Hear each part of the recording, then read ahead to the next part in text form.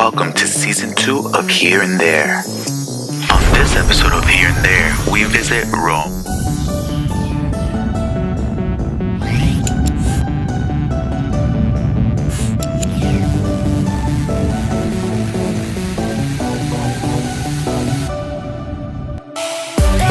One very long flight later, we arrived in Rome.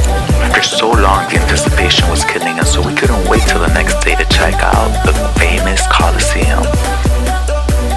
The next day, we were off early in the morning to check out the world-famous catacombs of Rome. And yes, everything you see right now is actually laying on top of the catacombs. Miles and miles of catacombs.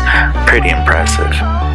Some of these catacombs not only were miles and miles long, over a football field length, but they were sometimes up to 5 stories deep. We aren't allowed to film or take pictures, but I was able to sneak these for you. I was so happy to get out of there. I'm so claustrophobic. Our next stop of the day takes us to St. Paul's Basilica.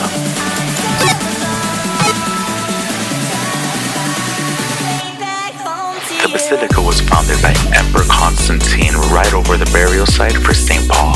In 1823, a fire almost completely destroyed the basilica, which had preserved much of its original character for the last 1,435 years.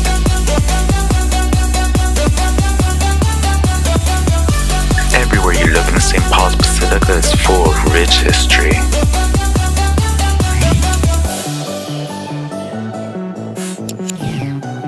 St. Paul, being one of 4 major basilicas in Catholicism, has a series of papal portraits that are said to predict the end of the world. Talk about pressure. Decades of careful renovations have kept the basilica in great shape. Now, according to local legend, the Pope whose face graces the last space in the row will in fact be the final Pope before the second coming. According to tradition, St. Paul's body is buried 2 miles away from the place of his martyrdom.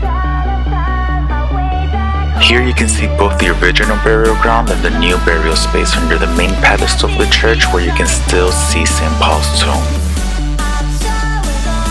Now it's time for one of the highlights of the trip, time to visit the Colosseum. This was the main entrance into ancient Rome. The dents you see on the rock pavement beneath us were caused by carriages of trade merchants and armies. How incredible to think every single person to visit ancient Rome had to walk these same steps, king and queen included. This was the gate into the city and the Roman Forum, where all trade took place. What I loved about Rome is that everywhere you look, you can find ancient ruins, most of which are still accessible to the public. Here we go! Did you know it took tens of thousands of slaves to build the Colosseum between 72 AD and 80 AD? Like what you see? Subscribe!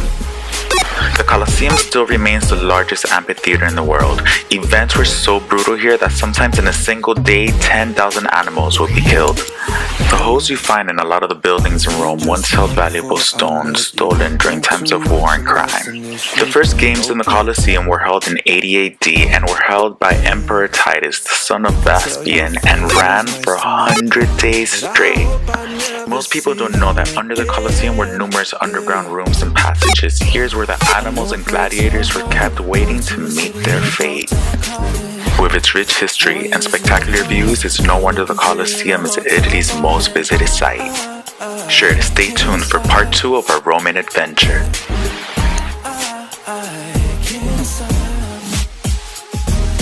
Where to next? Subscribe to find out. Thanks for watching and see you soon.